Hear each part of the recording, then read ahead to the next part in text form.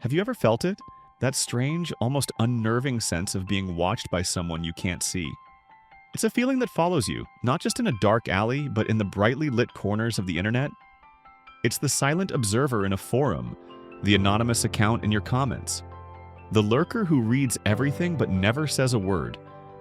Every day, the average global internet user spends nearly 7 hours online, and for a massive chunk of that time, they are invisible.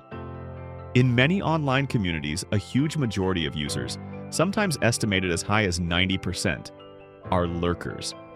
They consume, but they never contribute. They are the silent majority, the ghosts in the machine. But what happens when that invisibility grants more than just privacy? What happens when it becomes a one-way mirror, reflecting not just our hidden desires, but our darkest impulses?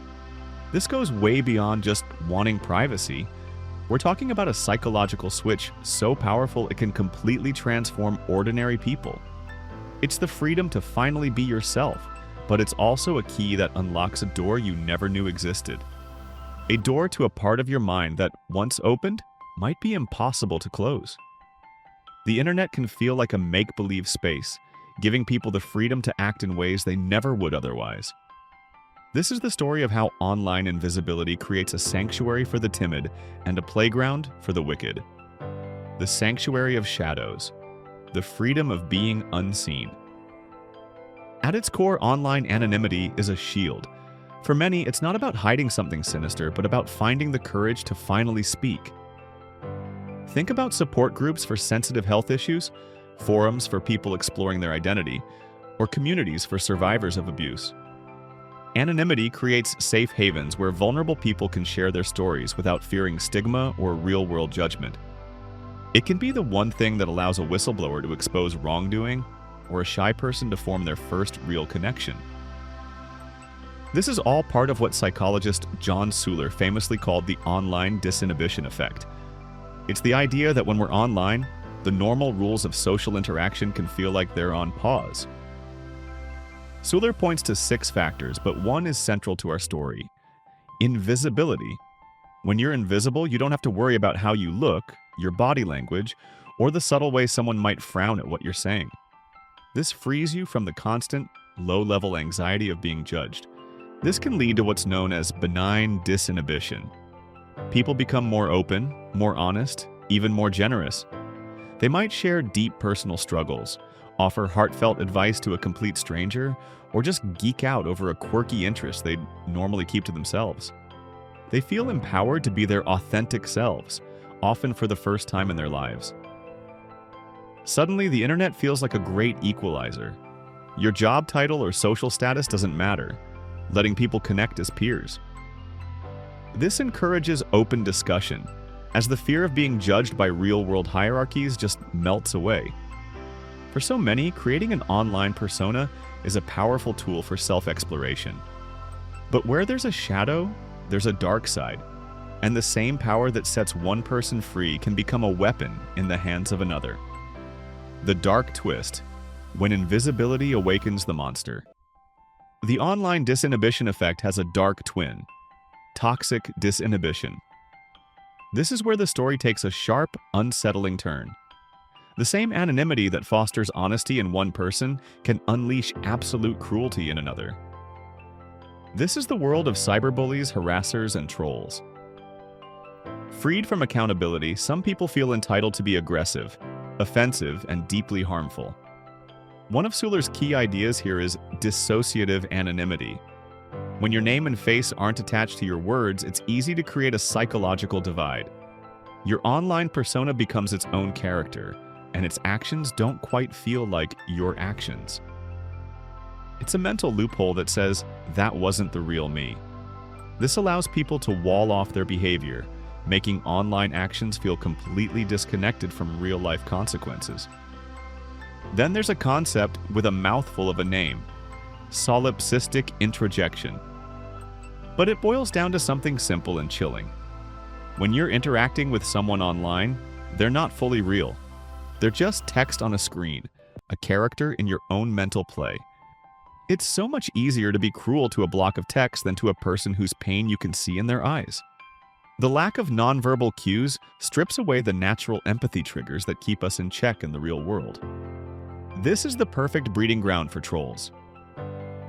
Research from BYU confirmed that people who regularly troll often show signs of the dark triad of personality traits: narcissism, Machiavellianism, and psychopathy.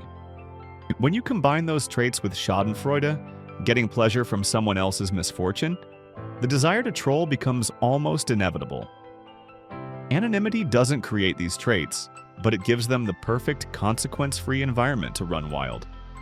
The troll isn't just angry, they are often having fun, deriving genuine enjoyment from the chaos and pain they cause. But it's not just about the active attackers. Let's go back to the lurkers, that silent majority.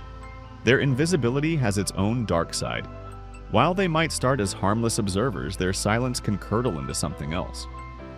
Driven by a mix of privacy fears and social anxiety, they can get stuck in a state of permanent withdrawal.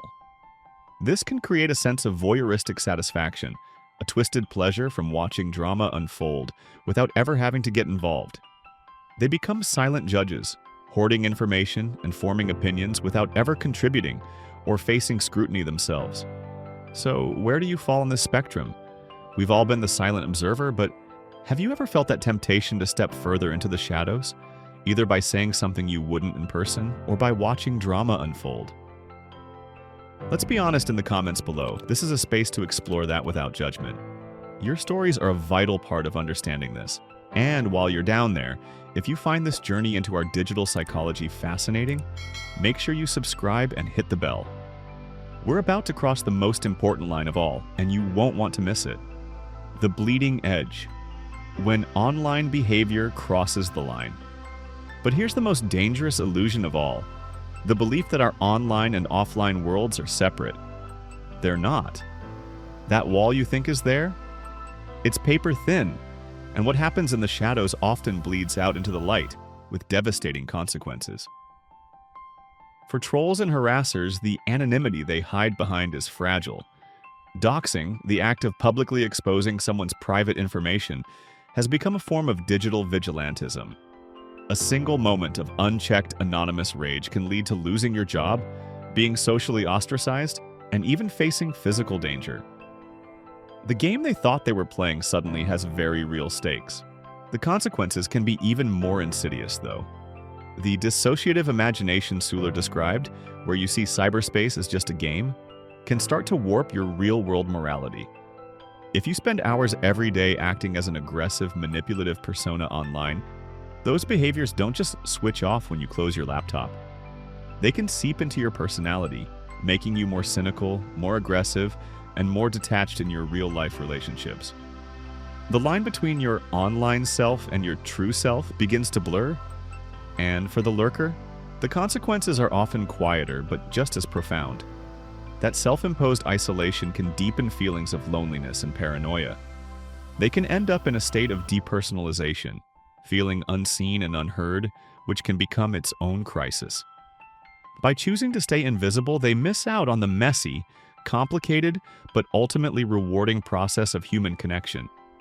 They become ghosts in their own lives, watching the world but never really being a part of it. The psychology of online invisibility is a total paradox. It's a source of incredible freedom and a trigger for our absolute worst behaviors. We've all felt the pull of online disinhibition, whether it's the urge to say something a little too honest, or the quiet temptation to join a digital dogpile. It's a powerful force, but it's not an uncontrollable one. Just being aware of it is the first step.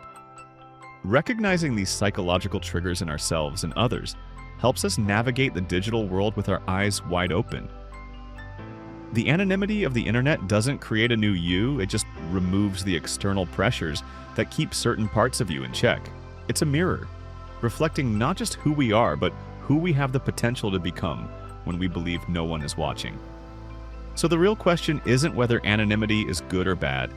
It's what will you choose to do with the power of being invisible? What parts of yourself will you let step out of the shadows?